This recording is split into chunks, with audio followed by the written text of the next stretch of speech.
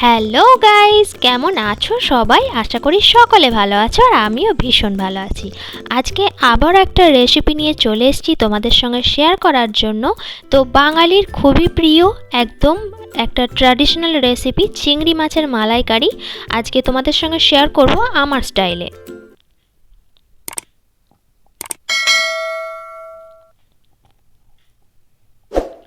চ্যানেলে যদি নতুন বন্ধু হয়ে থাকো অবশ্যই কিন্তু চ্যানেলটা সাবস্ক্রাইব করে নিয়ে আমার পাশে থাকার অনুরোধ রইল। তো প্রথমেই দেখো এখানে মাঝারি সাইজের চিংড়ি নিয়েছি 200 গ্রাম মতো, আর চিংড়িটা খুব ভালো করে কেটে এবং ধুয়ে নিয়েছি। দেখতেই পাচ্ছ চিংড়ির মাথাগুলো আমি বাদ দিয়ে দিয়েছি, আর গায়ের যে খোলসটা থাকে সেটা আমি বাদ দিইনি এই কারণেই, কারণ ছোট চিংড়ি এমনিতেই মানে মাঝারি সাইজ, তো খোলাগুলো বাদ দিলে একদমই পাতলা হয়ে যাবে আর ভাজার পর তো আরোই ছোট হয়ে যায়, তো সেগুলো দেখতেও ভালো লাগে না। সেই জন্য আমি এগুলো রেখে দিয়েছি, খাবার সময় যদি প্রয়োজন হয় তো সেগুলোকে বাদ দিয়ে দেবো। তো চলো এবার সরাসরি চলে যায় রান্নায়। আর প্রথমেই চিংড়ি মাছের মালাইকারির জন্য চিংড়িটাকে ফ্রাই করতে হবে।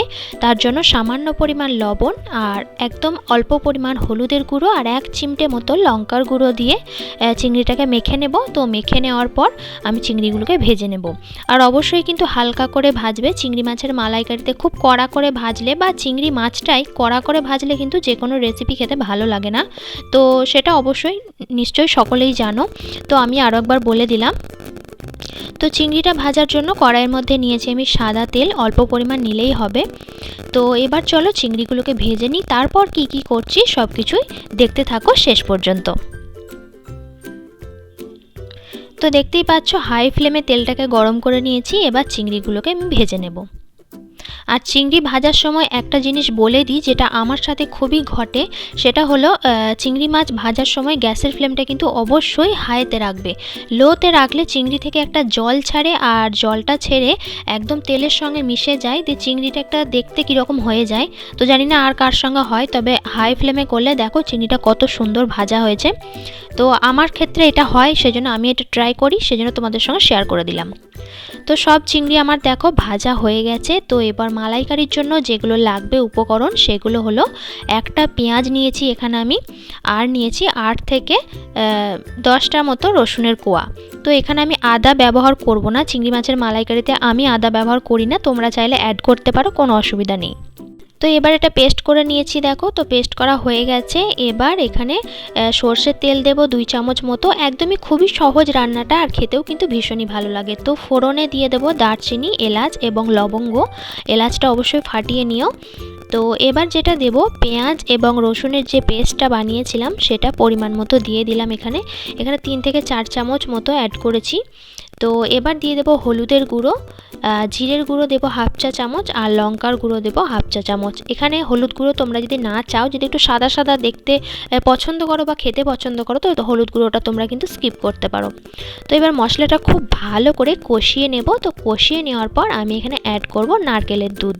তো দেখো মশলাটা খুব ভালো করে কষানো হয়ে গেছে, সাইডে তেল ছেড়ে গেছে। এখানে দিয়ে দেব পরিমাণ মতো নারকেলের দুধ, কিন্তু নারকেলের দুধটা আমি অল্প অল্প করে অ্যাড করব। তো পরিমাণ মতো জল দিয়ে একটা নারকেল কুড়িয়ে দেবে, তারপর একদম জলটা ফুটে ওঠার পর নারকেল কোড়ানোগুলো দিয়ে খুব ভালো করে ফুটিয়ে নেওয়ার পর ভালো করে ছেঁকে নেবে, দিয়ে ওটাকে তোমরা কিন্তু ফ্রিজে স্টোর করে রাখতে পারো। তো দেখো মশলাটা খুব ভালো করে কষানোর পর লবণ এবং চিনি স্বাদ মতো দিয়ে দিলাম। তো এবার আরও একটু করে আমি নারকেলের দুধটাকে অ্যাড করব। তো নারকেলের দুধটা আমি আগের দিন রেখে দিয়েছিলাম ফ্রিজে বানিয়ে, কারণ তাহলে একটু সুবিধা হবে রান্না করতে, তাড়াতাড়ি হয়ে যাবে। তো দেখো পুরোটাই আমি এবার নারকেলের দুধটা দিয়ে দিচ্ছি, যাতে একটু মালাই মালাই টাইপের হয়, মানে একটু কি বলবো, ফোটানোর পর যাতে একটু গ্রেভিটা মোটা হয়, সেই জন্য পুরোটাই দিয়ে দিলাম। আর দিয়ে দিলাম চিড়ে রাখা কাঁচা লঙ্কা, আর এই পর্যায়ে দিয়ে দিলাম ভেজে রাখা চিংড়ি। তো এবার দেখো চিংড়ি মাছটা দিয়ে দেওয়ার পর খুব ভালো করে ফুটিয়ে নেব, কারণ একদম যাতে গ্রেভিটা খুব মোটা হয় আর দেখতেও ভালো লাগে, খেতেও ভালো লাগে। আর মালাইকারি একটুখানি গ্রেভিটা মোটা না হলে খেতে বেশ ভালো লাগে না, একটু মালাই মালাই টাইপ ফিলিংসটা আসে না। তো যাই হোক চলো, আর দেখো লাস্ট যেটা দেবো সেটা হচ্ছে টক দই, বা এখানে তোমরা ফ্রেশ ক্রিম দিতে পারো যদি তোমাদের কাছে থাকে। আমার কাছে ছিল না, সেই জন্য আমি টক দই দিয়েছি 1 চামচ মতো। তো এটা একদম শেষে দেবে, শেষে দেওয়ার পর খুব ভালো করে এটাকে ফুটিয়ে নেবে। তো দেখো খুব ভালো মতো ফুটে গেছে, গ্রেভিটা অনেকটাই কমে এসেছে। তো এবার আমি এটাকে নামিয়ে নেব। তো নামিয়ে নিয়েছি, দেখো দেখতে কতটা সুন্দর লাগছে আর খেতে কিন্তু মারাত্মক। তো গরম ভাতের সঙ্গে এরকম চিংড়ি মাছের মালাইকারি পেলে কে না ভালোবাসে বলো। যেহেতু আমরা বাঙালি, আমাদের কাছে চিংড়ি মাছ মানে একটা ইমোশন। আর মালাইকারি তোমরা যে কোনো কিছু দিয়ে করতে পারো, গলদা চিংড়িতেও করতে পারো, ছোটো চিংড়িতেও, যে কোনো কিছুতে ভালো লাগে। আর নারকেলের দুধের বদলে যদি তোমাদের নারকেলের দুধ সবসময় অ্যাভেলেবেল না থাকে, তো তোমরা কিন্তু এমনি গুঁড়ো দুধ দিয়েও কিন্তু কাজ চালাতে পারো, সেটাও খেতে বেশ ভালো লাগে।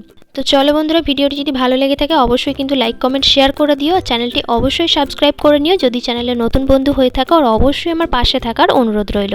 তো তোমরা পাশে থাকলে আমি আরও এগিয়ে যেতে পারবো। তো তোমাদের পাশে থাকাটা আমার জন্য অত্যন্ত জরুরি।